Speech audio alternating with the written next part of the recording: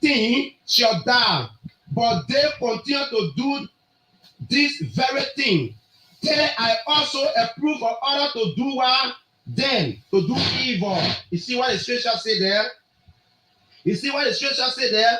So today, the what the Bible says you will be. And God will allow you to go in that direction. Broadway. Broadway, you will hate one another. You will think of new way to do evil. There are people now think of new way in Gaza time to be doing wickedness now.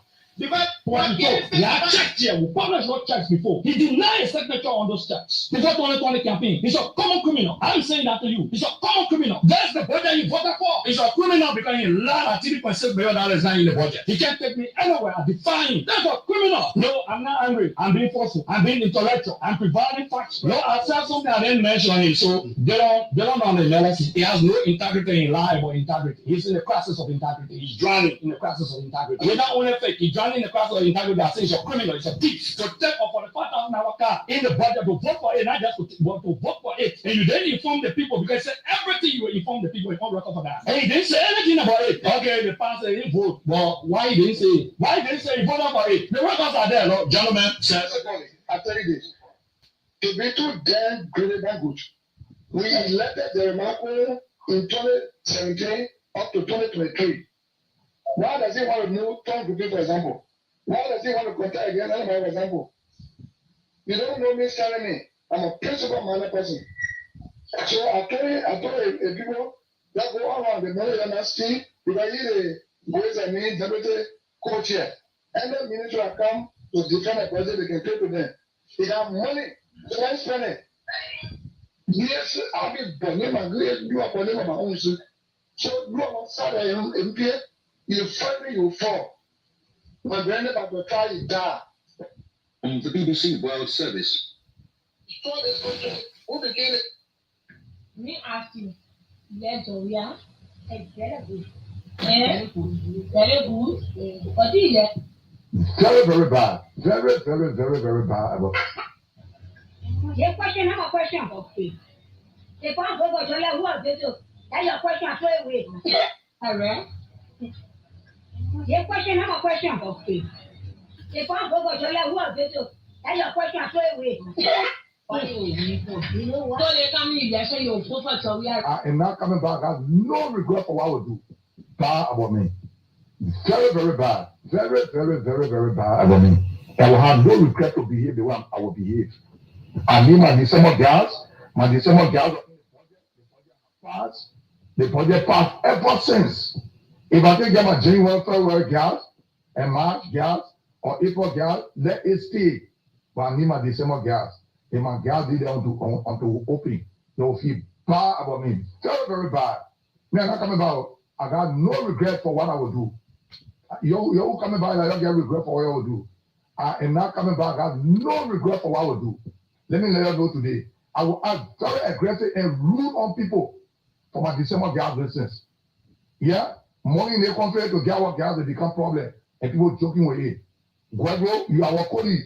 We call you, don't want to pick our call. I will disrespect you, you will not believe it. You're not about me. We are all colleagues. You should respect us.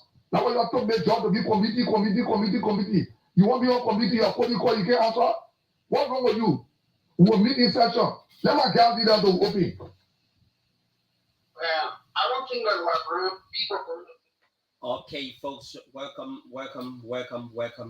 Good evening, good afternoon, good hello, whatever the locality may be. Welcome to the program Focal Point on Focal Online TV.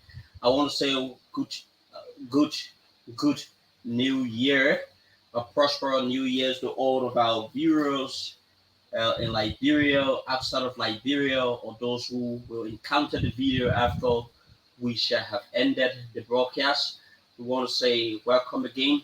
It's such a pleasure to be here after a very long break. You know, we suspended the show because of the festive season, so we are now back, and thankfully that we are in the year 2024.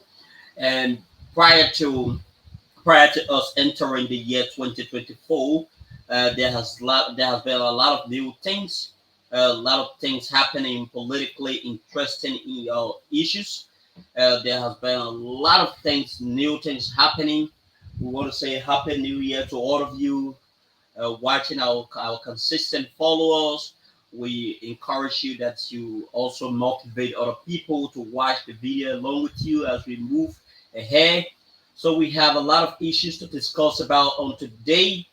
We have a lot of the issues to discuss about. Those are issues involving the growth and development of Liberia. And I think it will be prudent enough for us to share the videos, invite others to share the videos. If there's anything you want to know about, which of course we have a clue about, we will definitely help you in that particular direction. So a few days ago, there was this report about the passage or the approval of the funding that was intended to kickstart the preparations for the inaugural program. So, as you may be aware, the Joint Presidential Transition Team has been having series of meetings. They have been having series of meetings, and in those meetings, they were trying to dialogue on how the inaugurations could be.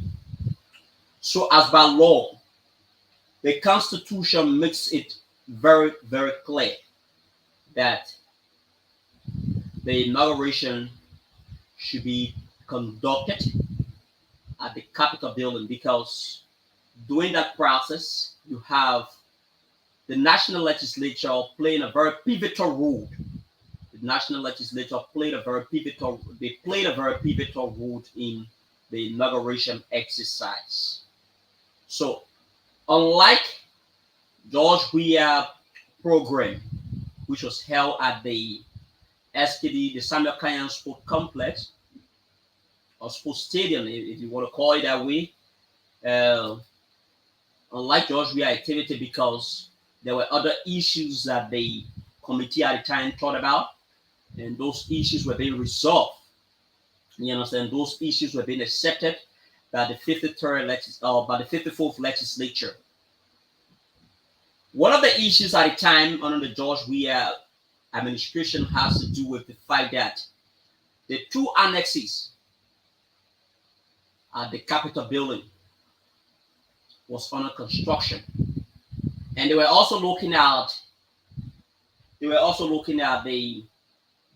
that particular space to be able to accommodate every one of us or every one of the people, because you had a growing exuberance at the time. There were a lot of the people, particularly youth, who wanted to actually form part of the program. You understand? So when President Weah made it, when the committee made an appeal, and the legislature saw it prudent, so that's how they went to the STD Sports Complex. Now with the Joseph Boakai issue, Joseph Boakai has committed that he is not going to have an extravagant activity. He is not going to have a very big, he doesn't want a very big inaugural program, which of course I believe that is a very, very resounding start. That is a very, very resounding start. And I want to commend the team for thinking into that direction. When George Weah had the inaugural program, the money that was allotted for the inauguration was 900,000. It was 900,000. But Joseph Boakai is now saying, or he may have spoken with the Ministry of Finance, informing President Weah that he doesn't want an elaborate program, because when you are having an elaborate program, that could include, a lot of things. You will have to spend money on event decoration. You will have to spend money on security. You will have to spend money on X, Y, and Z, because these things are all embodiment of the program, and it requires money. It actually requires money, a lot of money. So you will have to spend money here and there. But considering the fact that the initial step they have taken, $650 million. I have a problem with it, owing to the fact that Samuel Kofi Woods, who is now coordinating the affairs, representing the interests of Joseph Boakai, it's not being very fair. I think the committee needs to be more fair than what they are doing now. I think that the committee needs to be fair, because if you announced the approval of 650,000 intended for the conduct or for the preparations of the inaugural program, I think it's supposed to be in a more explicit tone. We're supposed to be talking about how much money is going towards security, because security is very key.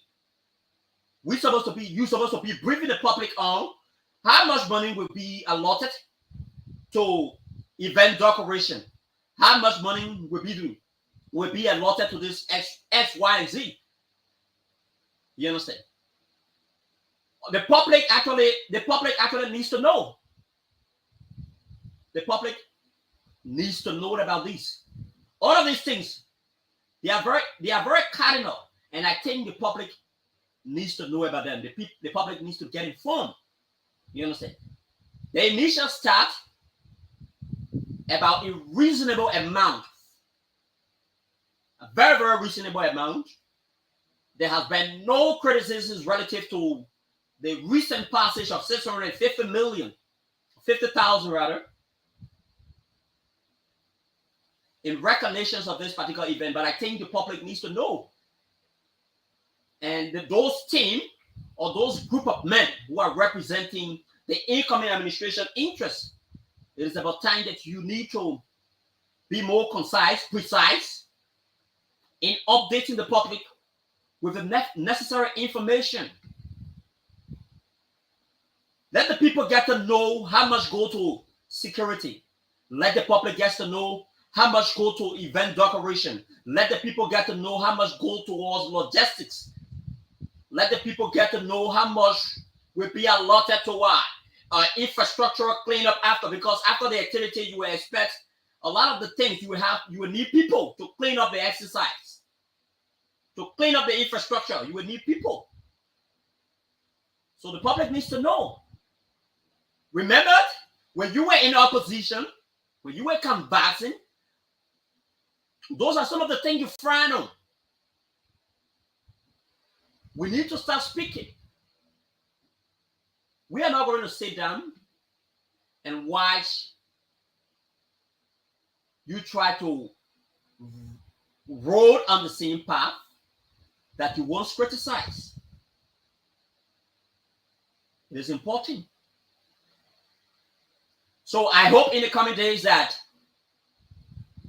those of the men and women who have been entrusted, who have been appointed, who have been designated by President-elect Joseph Boakai will become to explain to the Liberian people. I think election is over. We are all hailing to one direction. You understand? So that is just my candid opinion relative to that particular issue. So Front Page Africa wrote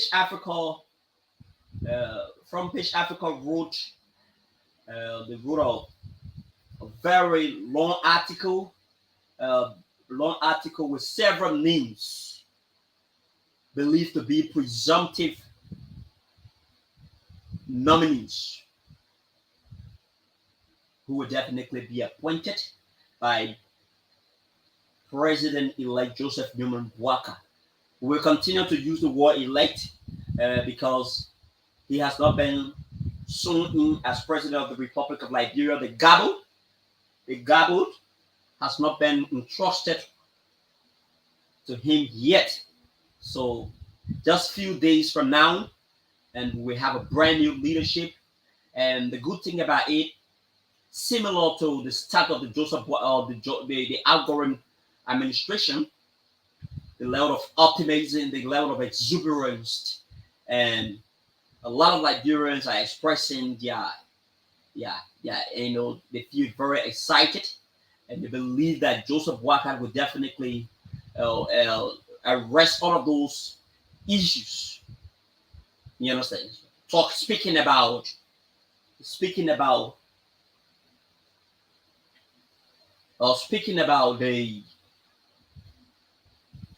the drug pandemic, the drug situation that has become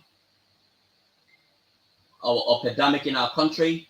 We believe that the Joseph Boakai administration will definitely look into the directions. They will try to work out more modalities. One of the things a lot of Liberians don't understand is that government run on programs.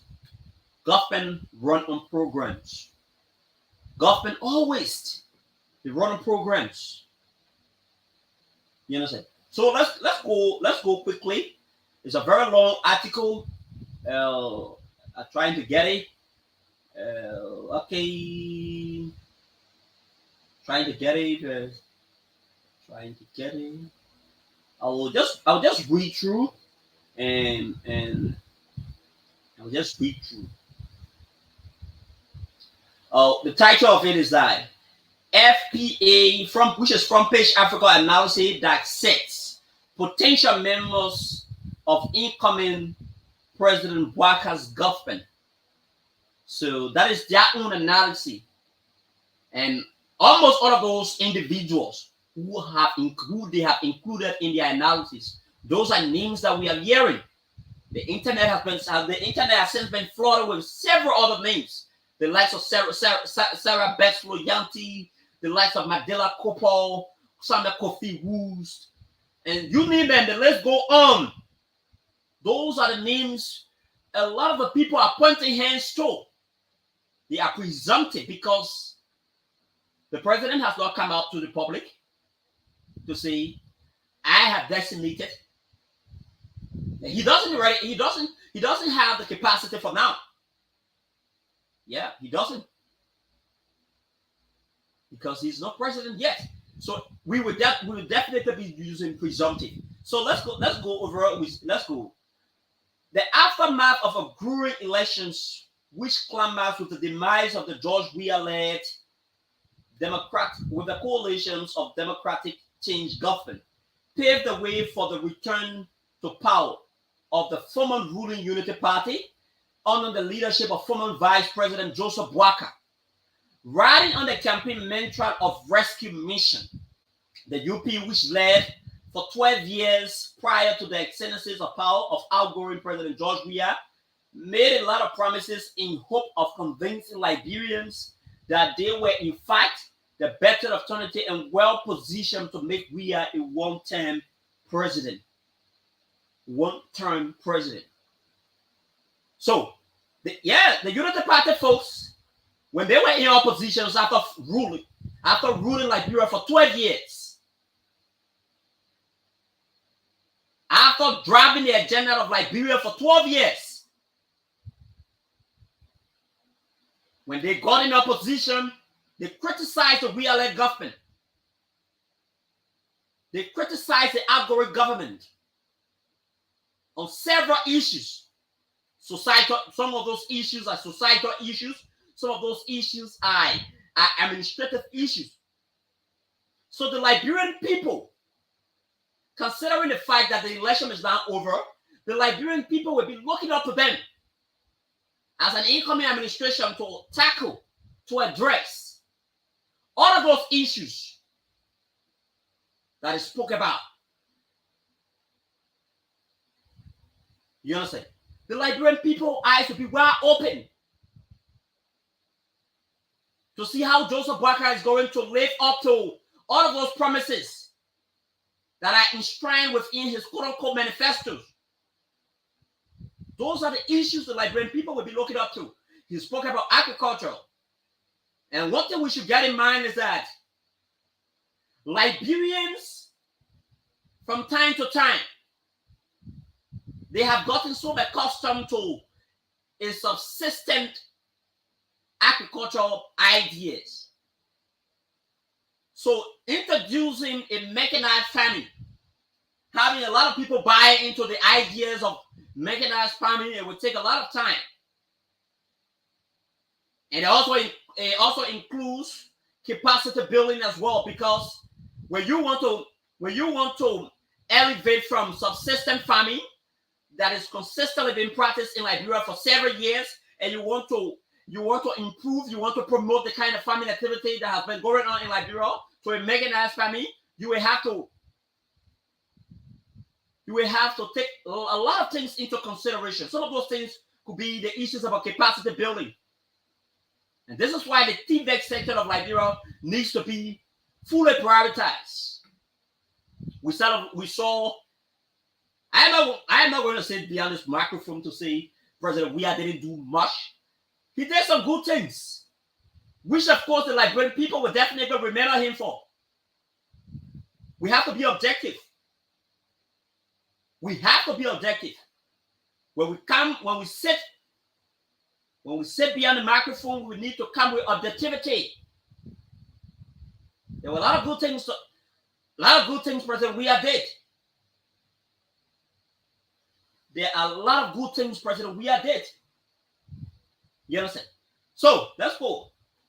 Now that the aura of the campaign season is over, the gears are being shifted as reality begins to set in.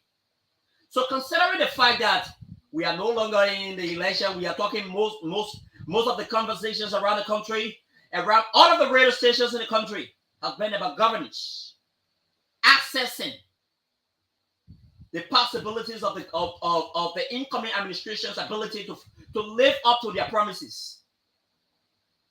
Those are the discussions. Even though some Liberians have not realized that we are no longer in the campaign mode, but we are most importantly discussing the issues about governance. We are discussing about governance. Okay, I will stop here for now, and just for a bit, and just to wish the CEO, a visionary leader, an innovator,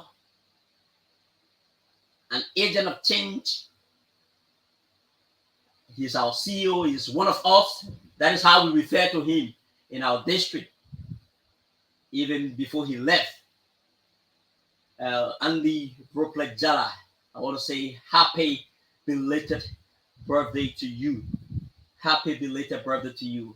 You know, the celebration was so wonderful. It was mostly people-centered. You understand? You had a lot of the people from Battery Factory. You took a lot of the people by surprises. He went, the birthday committee went to the various cook shop, and by the time you say you want food, the person will say, I will pay for it. So, Andy Brother, I want to say, happy belated birthday to you. We hope that your new age will add a lot of value to you. We hope that you live longer. You understand? So that you can be able to execute that which you have dreamed about your country, Liberia, and most importantly, District 13. So let's go ahead. Now that the aura of the campaign season is over, gears are now being shifted as reality begins to set in.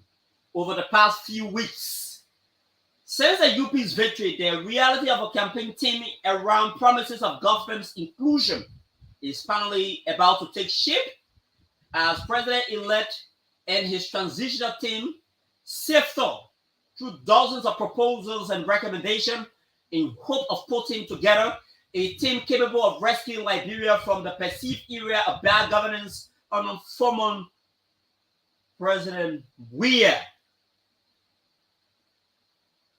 For those of you who were actually following the campaign process of the country, there were a lot of commitments. There were a lot of promises made by now President-elect Joseph Boeman Boakai. Several folks within the UP make So many promises. And one of those promises that Joseph Boakai made,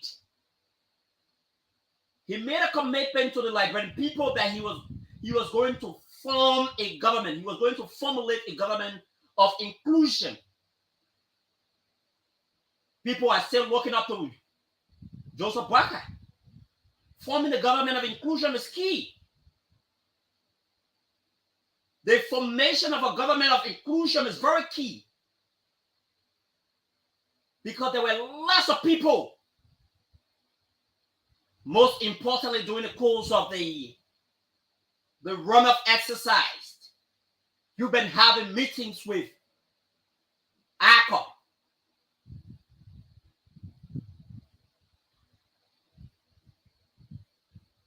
Or headed by Sarah Beslo Yanti. You have multiple meetings with Lieutenant F. Kamara, who happens to be the vision bearer of ACOP at the time. Several other meetings. The people who help you during those competitions, they are now looking up to you to be more farsighted in living up to your very commitment. They are not looking up to you on how you are going to draw. Because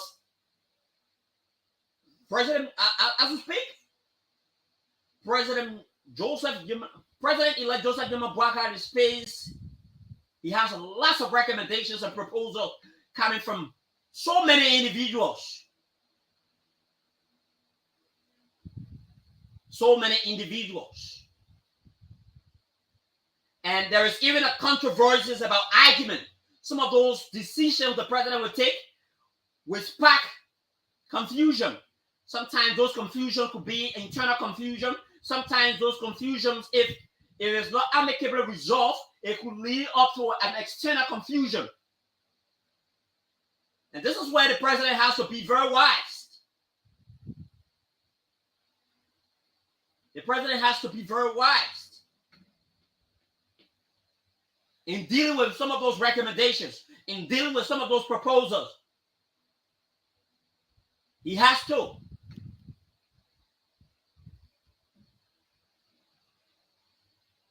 You understand? So we continue. While campaigning for votes, Mr. Boakai expressed a commitment to form an inclusive government once elected as president.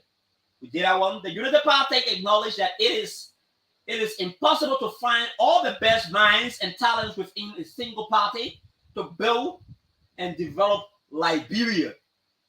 Yes, that particular statement was one of the statements that was widely discussed on several radio stations. People were debating it at the various intellectual centers across the country. And I think that's a good start. You may disagree with the CDC government or with the outgoing administration, but I want to inform you that there are some good brains. There are some people who did extraordinarily well. But the decision to make an appointment lies well within the hands of the president. And this is why a provision of our Constitution talks about all those appointed by the president. All those appointed by the president, they work at the will and pleasure of the president. They work at the will and pleasure of the president. So because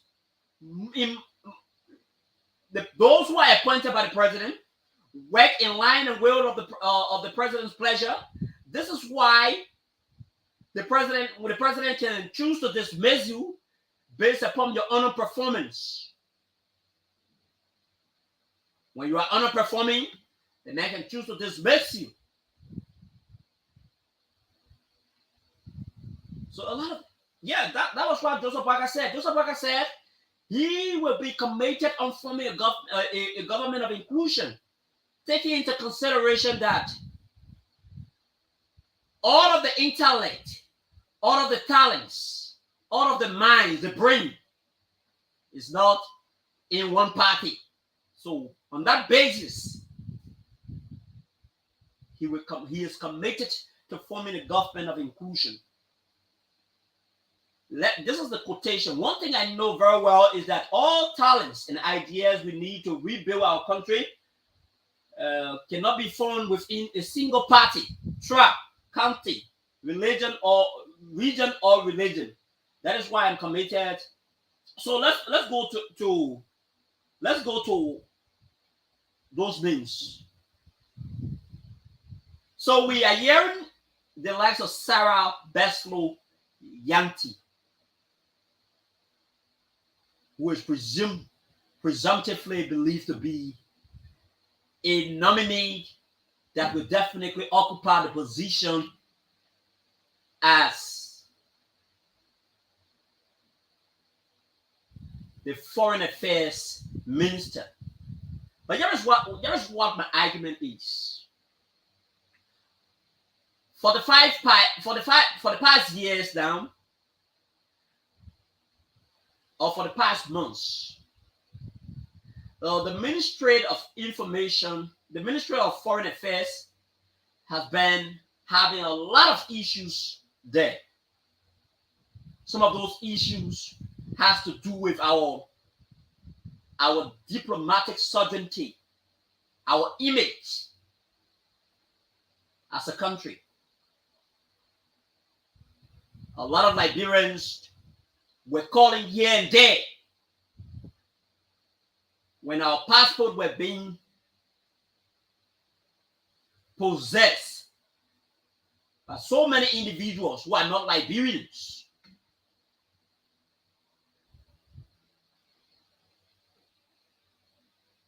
So that person at that particular position has a lot of work to do.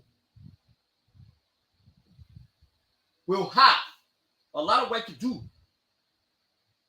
And one of the responsibilities of the person is that the person should be looking out ways. What are the ways they can reinvent the image of Liberia? What are the ways? What are the ways they can help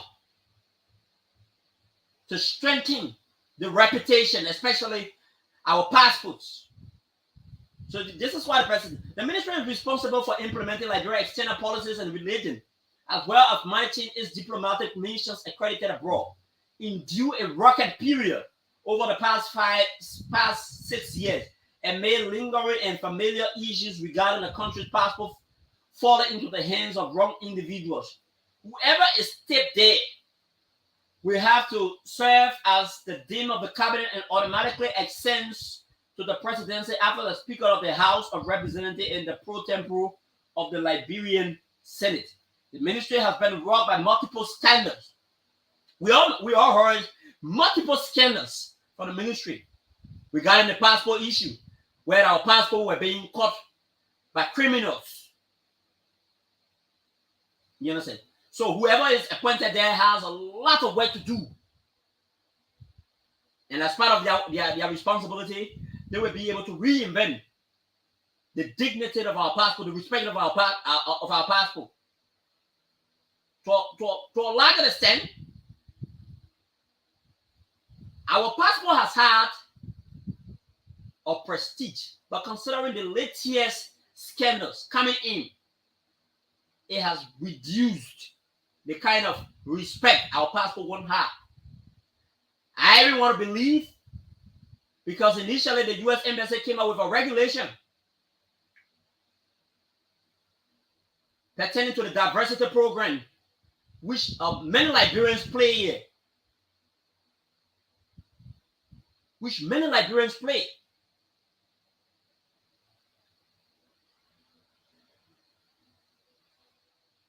So after of time, that was one of the requirements before you play DV.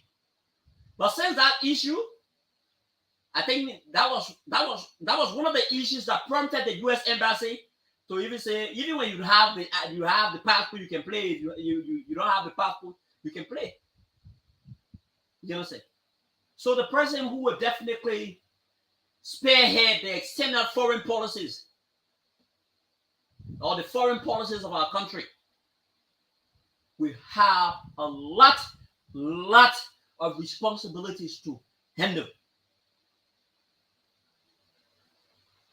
So the likes of Sarah Basil-Yanti has been designated. Let's give you a little information about Sarah Basil-Yanti. Basil-Yanti comes with a high profile, most recently serving the Deputy Special Representative to the United Nations in South Sudan and resident coordinator in South Sudan also. She has more than 20 years of experience in international development and humanitarian affairs, including in conflict and post-conflict setting, especially recently serving as resident coordinator in Nepal 2021. Nyanti previously served as a United Nations Children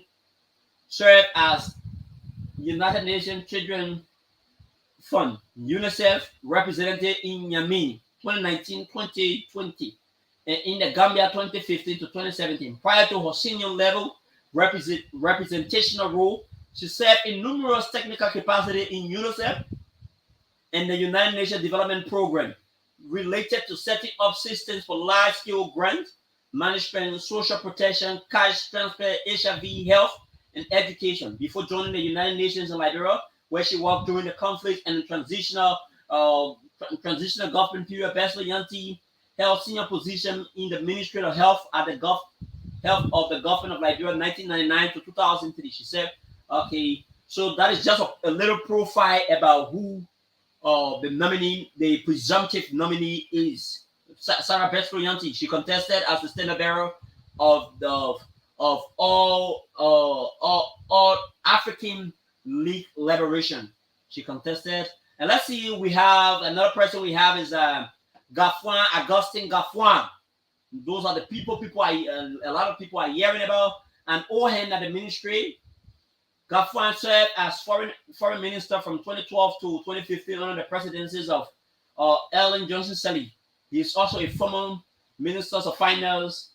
Mr. Gaffouin is currently the country manager at the African Development Bank in Uganda, the economist, accountant, and diplomat with a history of service in and out of government. Also has previous stints with the central bank as head of international banking, senior bank analyst, and bank exam. He also worked as independent director, chair audit committee, and member credit committee of EcoBank Liberia Limited, secretary board of trustee at the University of Liberia, and part-time lecturer in public financial management, Liberia Institute for Public Administration, known simply as Gaffouin to his peers, has demonstrated strong technical and managerial skills in the formulations and implementations of public financial management and fiscal policy reforms, in working with national, international, and non-governmental stakeholders in developing and achieving sustainable development, foreign policies, and regional cooperation objectives. Also skilled in project management, corporate governance, capacity building, negotiations, international religion policy development, and implementation, communications, and advocacy. Okay, so those are the individuals to. So there are also three. There are three. Augustine Jarrett. Augustine, a former economic advisor to former President Ellen Johnson Sirleaf. Jarrett helped lead the economic management team and technical secretariat, performing analysis of fiscal and monetary data, preparing presidential briefing on emerging economic and financial issues related to banks, that is fiscal policy, liquidity, and work with central bank to secure government's funding. So lots of names. George W. Patton Sr. is also being looked at for the position too. and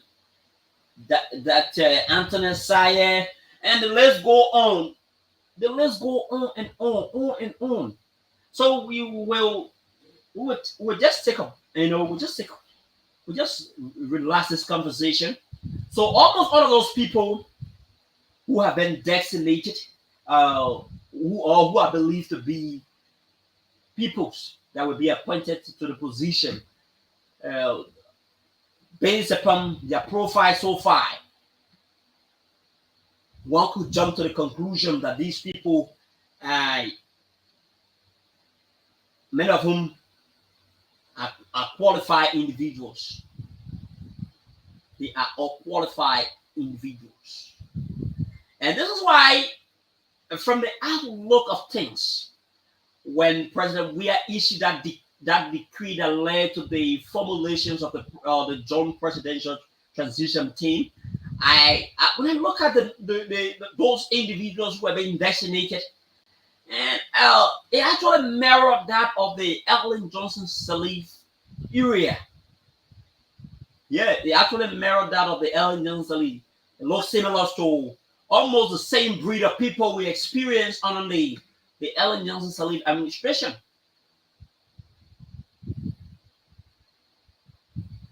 The Ellen Johnson Sirleaf administration. You understand? It mirrors that of the Ellen Johnson Sirleaf administration. You have a lot of competent people.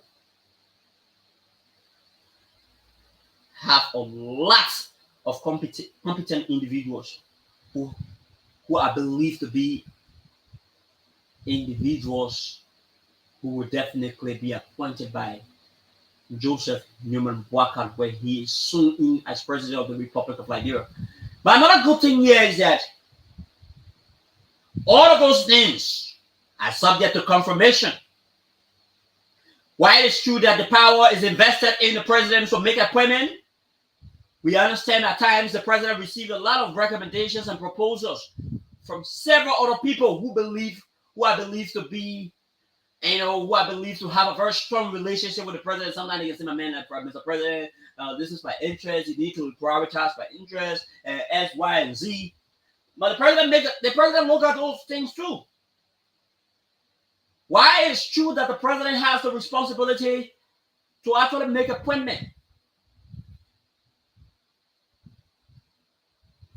The national legislature has a responsibility too to cross-check, to analyze, to put the president under the microscope and ask the people or ask those nominees the toughest questions. To ask those people the toughest question. And this is why I partially agree with some Liberians who are calling for a balanced legislature. A balanced legislature.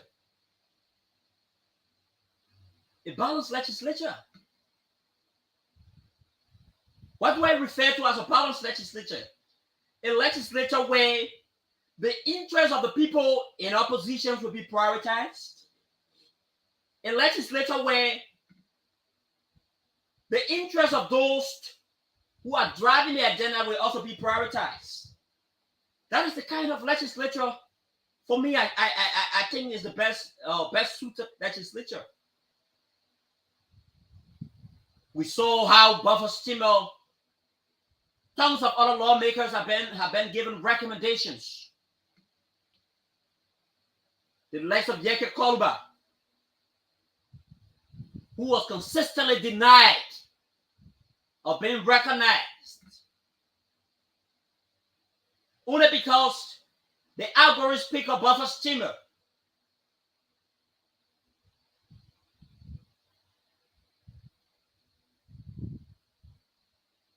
was a member of the Coalitions of Democratic Change. He exploited his relationship to censor other people's opinion, to prioritize issues that are in the interest of the president.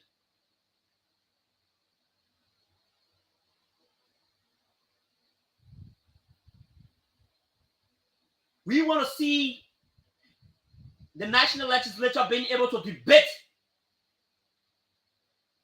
those issues. Issues most essentially in the interest of the Liberian people.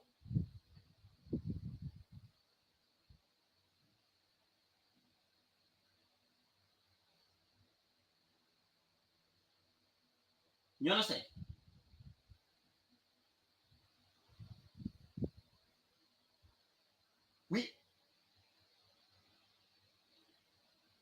Even if the interest is not in, we saw how Buffer Simmer, there were lots of people who complained about the way Buffer Simmons conducted the national legislature over the past 6 years. Issues regarding the affairs of the president because of his relationship with the president, he would definitely put it on bill. He would definitely put it on the floor for speedy discussions.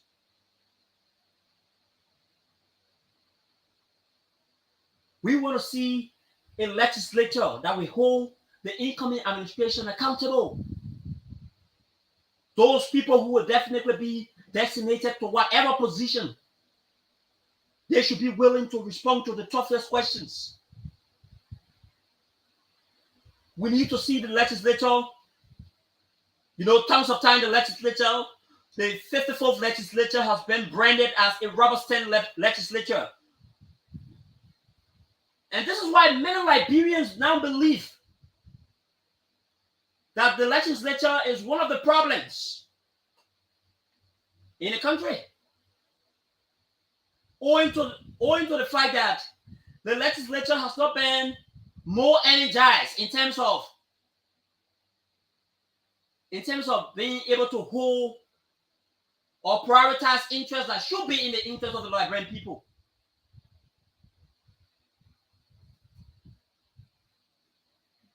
I am urging the 55th legislature to be more proactive, to be more robust, and looking into that direction. Let the Liberian people interest remain supreme. Let the Liberian people interest remain supreme. So we got back to another issue. Let's just a few days ago, for the past 4 days now, at the Capitol building has been one of the areas of attraction, owing to the fact that the staffers at the Capitol building have been consistently protesting, making a demand for their salaries, their benefits. And they started a few days ago, and they are still continuing their protestation. And all of these things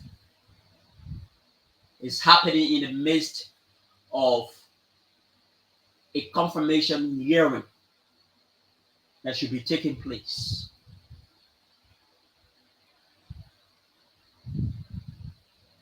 I'm being informed by some colleagues at the National Legislature that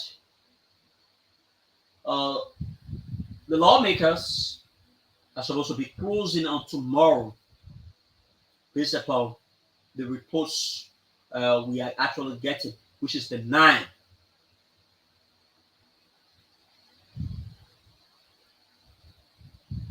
What I think the legislature needs to do is that if there is a modality you people can be able to work out so that the interests of those men and women who are protesting for their compensations, for their benefits, if there's a way you people can handle this issue, can resolve this issue, you people can do it. I am understanding a lot of people are viewing it from a different perspective.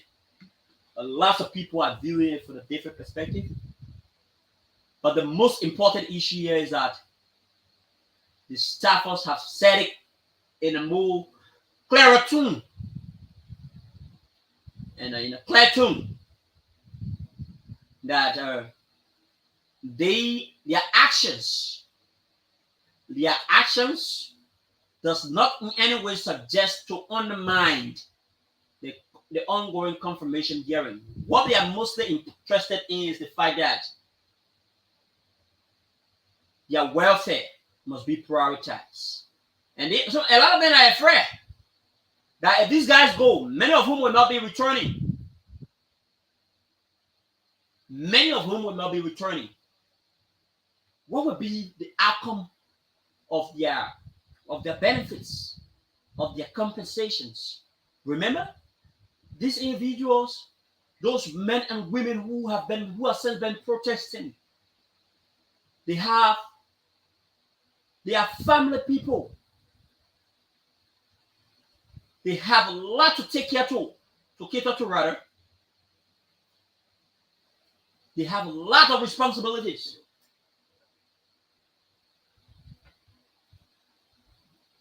Family issues. They need money.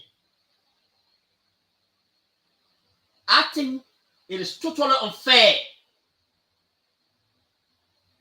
Of the 2 times the president recalled the legislature to discuss issues of greater importance, I think this particular tradition or this particular situation needs to actually be broken. Let the welfare of the people be prioritized.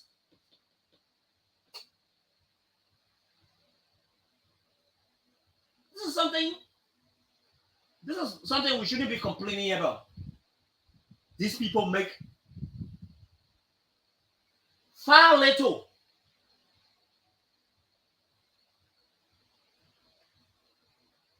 than what you guys make. Some of you will be carrying 10,000, 12,000, or whatever the amount may be. And on the other hand, you will see the staffers who have been more dedicated to keeping the place more lively. You will realize that the people will be speaking in their interest and they are not speaking in the interest of the staffers. I think it's totally unfair. It is unfair. We need to stop this thing. If you cannot represent the interest of the people, if you cannot prioritize the interest of the people who you interact with on a daily basis, then whose interest can you protect? Whose interest can you actually protect? Who can you definitely represent? There are issues at the Capitol building.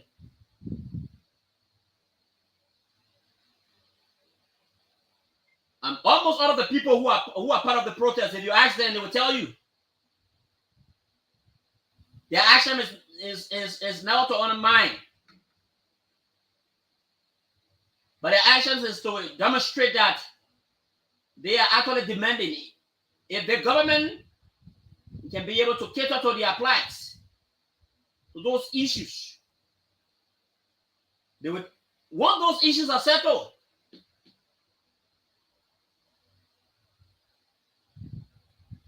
The confirmation will definitely go on. The confirmations will definitely go on. It's a win-win situation.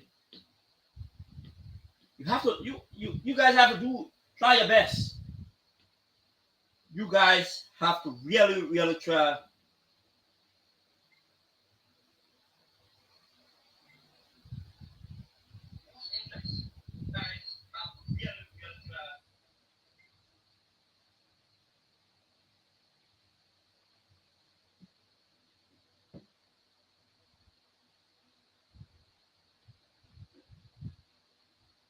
Okay, so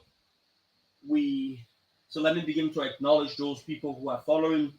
Emmanuel Tia Junior, he says, I'm following from Battery Factory. Emmanuel, I want to say thank you for following. Please encourage other people to always follow.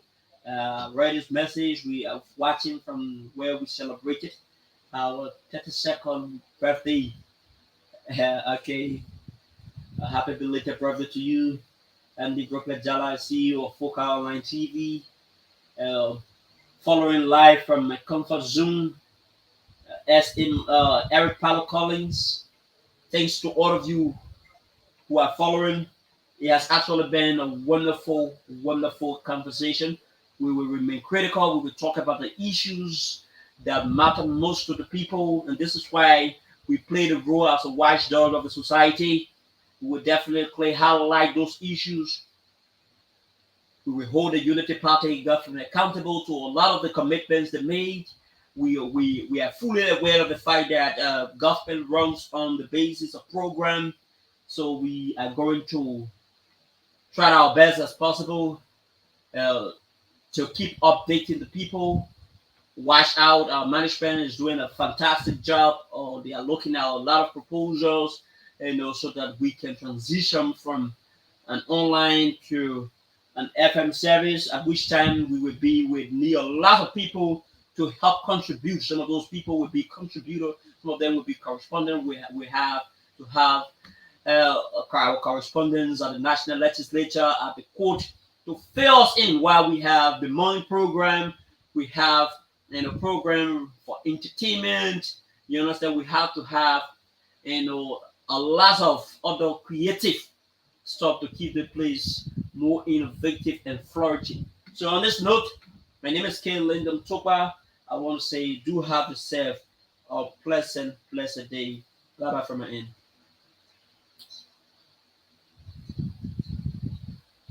This very thing, then I also approve of order to do what? Then to do evil. You see what the scripture say there? You see what the scripture say there? So today, what the Bible says you will be. And Broadway allow you to go in that direction. Broadway, you will take one another. You will think of new way to do